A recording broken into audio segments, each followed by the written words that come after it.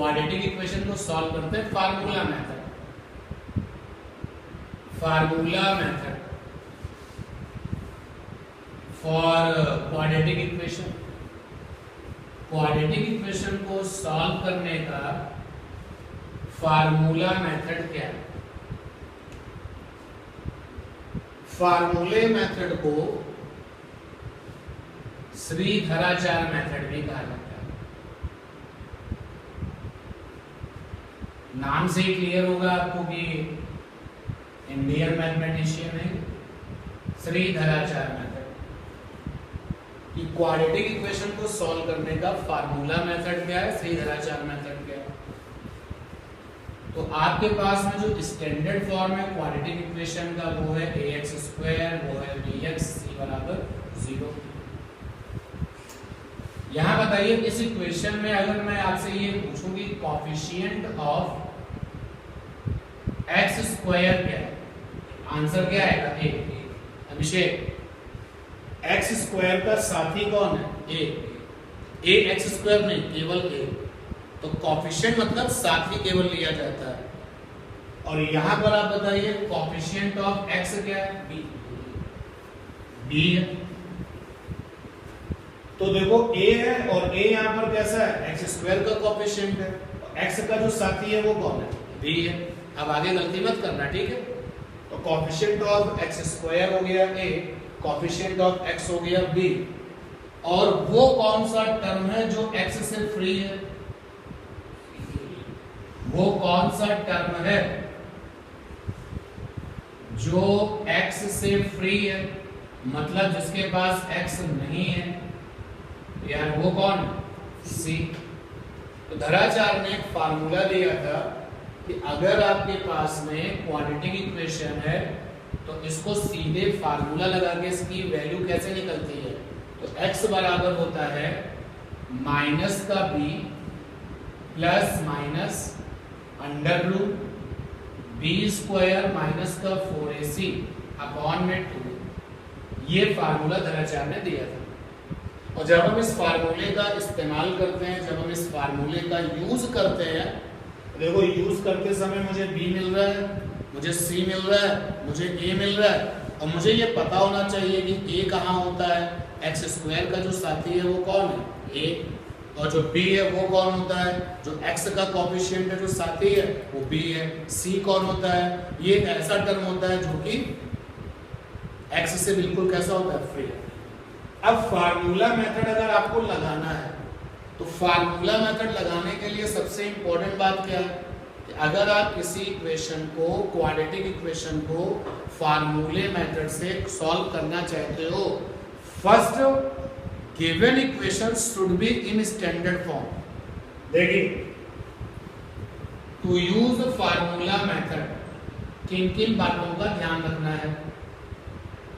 अगर हमें formula method use करना है तो सबसे पहले नंबर 1 गिवन इक्वेशन को स्टैंडर्ड फॉर्म में लिखा होना चाहिए। स्टैंडर्ड फॉर्म में लिखा होना चाहिए। जैसे एक एग्जांपल ले लेते हैं। हमसे कहा गया है कि सॉल्व 2x² माइनस का 3x माइनस का 5 = 0 बाय फार्मूला मेथड। फार्मूले मेथड से इसको सॉल्व करो। तो पहली डिमांड ये है कि गिवन इक्वेशंस को स्टैंडर्ड फॉर्म में लिखा होना चाहिए। तो अपना जो ये इक्वेशन है क्या स्टैंडर्ड फॉर्म में लिखा है? बिल्कुल लिखा हुआ है। स्टैंडर्ड फॉर्म का मतलब क्या होता है? पहले x की पावर 2 आएगा, उसके बाद में x की पावर 1 वाला आएगा, उसके बाद में कौन आएगा? लास्ट वाला टर्म आएगा। जो लास्ट वाला टर्म है वो कौन है एक्चुअली? x की पावर 0, क्योंकि 0 पावर आपको नजर नहीं आती। तो क्या ये स्टैंडर्ड फॉर्म में लिखा हुआ है? लिखा हुआ है। तो पहला पॉइंट तो चलो ओके हो गया कि गिवन इक्वेशन को स्टैंडर्ड फॉर्म में लिखा होना चाहिए, लिखा है। उसके बाद क्या करते हैं? Compare given equation with standard equation, find ABC। इसके बाद क्या करते हैं? इसके बाद हम गिवन वाली इक्वेशंस को स्टैंडर्ड वाली इक्वेशन से कंपेयर करते हैं। ये हमारी गिवन इक्वेशन है और ये हमारी स्टैंडर्ड इक्वेशन है। तो गिवन वाली इक्वेशंस को स्टैंडर्ड इक्वेशन से कंपेयर कर लें, देखते हैं किसकी जगह पर किसने अपने आप को इंट्रोड्यूस किया है। तो यहाँ पे एक्स स्क्वायर के साथ कौन है? ए। यहाँ पे कौन है? 2। ए बराबर क्या है? 2। यहाँ पे एक्स के साथ कौन है? बी। और यहाँ पे एक्स के साथ कौन है? 3 नहीं है, -3। देखो ना, अगर b की जगह पे -3 आएगा तभी तो ये साइन माइनस बन पाएगा। Be alert about it. यहाँ पर x की जगह पे कौन है? b। और देखो b के पहले क्या है? प्लस। और यहाँ पे x की जगह पे 3 है, 3 के पहले क्या? माइनस। तो यानी कि b की जगह पे 3 नहीं है, कौन है? -3। तभी तो ये प्लस की जगह पे नेगेटिव आएगा। सोच के देखो, अगर हम b की जगह पे -3 रखें तो ये वाला प्लस माइनस हो जाएगा। तो b की वैल्यू 3 नहीं है, क्या है? -3 है। तो b की वैल्यू -3 आ गई। उसके बाद चलते हैं c पर। तो यहाँ पर c है, यहाँ पे कौन है? 5 नहीं है, -5। अरे यहाँ पे प्लस का c है ना, और यहाँ पे कौन है? -5। तो सोचो प्लस वाला माइनस में कब बदलेगा? जब c की वैल्यू क्या ले लें? -5। जैसे तुम c की जगह पे -5 लिखोगे, c की जगह पे -5, तो ये वाला प्लस किस में बच जाएगा? नेगेटिव बन जाएगा। c की वैल्यू 5 नहीं है बल्कि क्या? -5।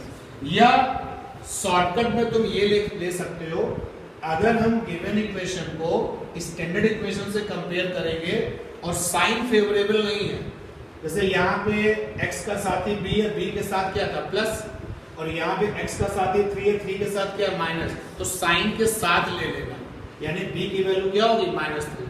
ठीक। यहाँ पर देखो c की वैल्यू जो है, c के पहले क्या है? प्लस। और यहाँ पे c की जगह पे क्या है? 5, लेकिन साइन कैसा है? माइनस। तो c की वैल्यू क्या हो जाएगी? -5। या तो आप चीजों को समझिए, और नहीं अगर आप जो है कैच कर पा रहे हो तो सीधे जो है आप हिट करिए। जब हम कंपेयर करेंगे तो वैल्यू तो मिल ही जाएगी, यानी कि आपको ये तो दिक्कत नहीं हो रही होगी कि सर b की जगह पे 3 लेना है। हो सकता है कि तुम्हें दिक्कत हो नेगेटिव क्यों लेना है, तो अगर साइन मिसमैच करे तो साइन भी ले लेना। यहाँ पे b के पहले क्या है? प्लस। और यहाँ पे 3 के पहले क्या है? माइनस। तो यहाँ पे नेगेटिव है, यहाँ पे क्या? पॉजिटिव। साइन मिसमैच कर दिया तो साइन भी उठा लेना। यहाँ पे c के पहले क्या है? प्लस। यहाँ पे 5 के पहले क्या है? माइनस। तो साइन मिसमैच कर दिया, तो साइन अगर मिसमैच कर रहा तो साइन भी तुमको ले लेना है। ठीक। अब ABC आ गया, तो गिवन इक्वेशंस को स्टैंडर्ड फॉर्म में लिखा होना चाहिए। Done. Compare given equations with standard equations, find ABC। उसके बाद क्या करते हैं? Use formula, find answer. अब हम फार्मूला यूज करेंगे और फिर क्या ले लेंगे? आंसर। फार्मूला क्या लिखा हुआ है, चलिए अप्लाई करते हैं फार्मूला। फार्मूला है x is equal to -b plus minus b² 4ac upon 2। x is equal to -b plus minus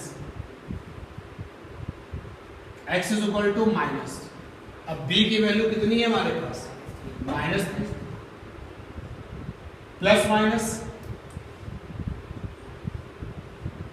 b², तो b की वैल्यू कितनी है?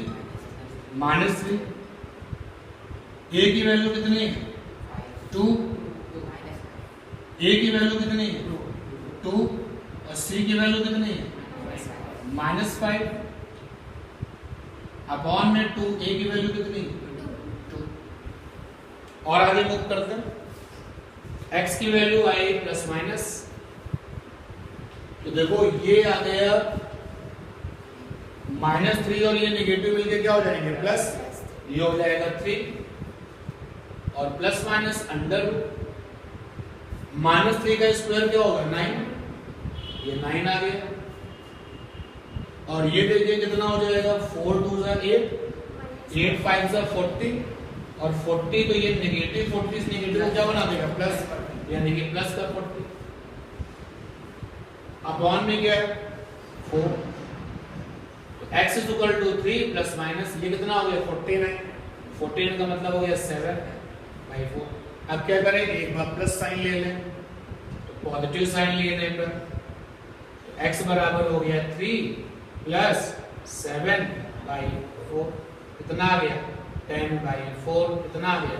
5/2। एक बार नेगेटिव साइन लेने पर x बराबर 3, यहाँ पे जो प्लस और माइनस एक साथ लगा हुआ है, यहाँ पे एक बार प्लस लिखो एक बार नेगेटिव लिखो, तो एक बार नेगेटिव लिखा बाई 4, ये हो गया -4 बाई 4 कितना आ गया -4। ये दोनों x के क्या हो वैल्यूज हो। ठीक, तो फार्मूला मेथड से इसको सॉल्व कर लेते हैं। आप हमारी हेल्प कर दीजिए। क्या था concept?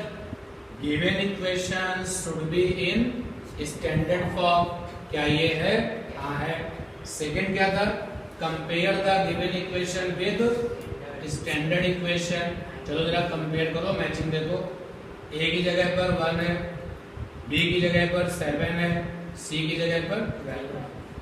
After that use the formula given by Dharacharya and finally solve this 2a।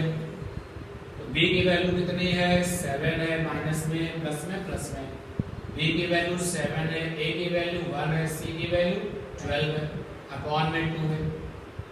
-7 plus minus ये 49 माइनस का 48 अपॉन में 2, -7 प्लस माइनस 1, और यार 1 का स्क्वायर रूट भी कितना होता है? 1 ही होता है, बाई 2।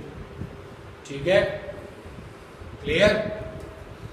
अच्छा, अब हम क्या लेंगे? Plus sign. तो वहां पर प्रॉपर्ली इस बात को मेंशन करो कि take positive sign. Take positive sign में गए x is equal to -7 plus 1 by 2। -7 और प्लस 1 क्या आ जाएगा? -6 बाई 2, -3। और take negative sign, x is equal to -7 -1 by 2 -8 by 2 कितना आ गया? माइनस हो गया सर। जब आप क्वाड्रेटिक इक्वेशन को सॉल्व करके x की वैल्यू निकालते हो तो उन वैल्यूज को क्वाड्रेटिक इक्वेशंस का जीरोस कहते हैं। क्या कहते हैं? जीरोस। क्यों? क्योंकि जो वैल्यू आपने निकाली है अगर आप इनको इक्वेशन में पुट करोगे तो जीरो आएगा। देखो x की वैल्यू तुमने क्या निकाली है? -3। चलो जरा यहाँ पे रखते हैं, x की जगह पे -3, x की जगह पे -3, ये हो जाएगा 9, -21 प्लस का 12। देखो 12 और 9 मिलके 21 हो गए, आ गया 0। बोलो। इसी तरीके से तो x की वैल्यू -4 जब आप इस इक्वेशन में पुट अप करोगे तो भी क्या आएगा? 0। आपको मैंने बताया था, रिपीट करता हूं अपनी बात को, जीरोस क्या होते हैं? जीरोस किसी इक्वेशन में जो वेरिएबल होता है उनकी वैल्यूज होते हैं जिनको पुट अप करने पर इक्वेशन क्या हो जाता है? 0। तो यहाँ पर तुमने x की वैल्यू निकाली है -3, इसको तुम इक्वेशन में पुट अप कर रहे हो तो 0 आ रहा है ना? बोलो। और x की वैल्यू -4 जगह रखो, यहाँ पे -4 आप रख के देख सकते हो। x की जगह पे -4 प्लस 7 -4 प्लस 12, तो 4 4 जा 16, 7 4 जा 28, ये 12 और 16 मिलके क्या हो गया? 28, आ गया 0। बोलो, क्या सीखने वाली बात है? जब हम किसी इक्वेशन को, जब हम किसी क्वाड्रेटिक इक्वेशन को सॉल्व करते हैं और वेरिएबल की वैल्यूज निकालते हैं तो उन वैल्यूज को क्या बोलते हैं? इक्वेशन के जीरोस। जीरोस का एक नाम और भी था, रूट्स। जीरोस का एक नाम और भी था, रूट्स। तो यहां पर हमने जो सीखा जरा उसको सिस्टमैटिक किया जाए कि during solution of quadratic equation, solution of quadratic equation, जो वैल्यूज वेरिएबल्स की आती हैं, these values are called zeros, zeros या फिर रूट्स। और तुमने बार बार देखा है जब तुम स्क्वायर मेथड से इक्वेशन को सॉल्व करते हो, जब तुम फार्मूला मेथड से इक्वेशन को सॉल्व करते हो, अभी एक मेथड फैक्टर वाला भी आएगा, नेक्स्ट वाली क्लास में उसको देखेंगे। तो आपने जब तुमने क्वाड्रेटिक इक्वेशन को सॉल्व किया है, तुमको x की या वेरिएबल की कितनी वैल्यू मिलती है? 2। देखो अभी लेटेस्ट तुमने एक वैल्यू निकाली -3 -4। इसके पहले भी जब तुमने टफ सिचुएशन में निकाली तो x की 2 वैल्यूज आती हैं। तो ये भी पता चला कि जब क्वाड्रेटिक इक्वेशन सॉल्व होगा तो वेरिएबल की मैक्सिमम कितनी वैल्यूज मिल सकती है? 2। ठीक है ना।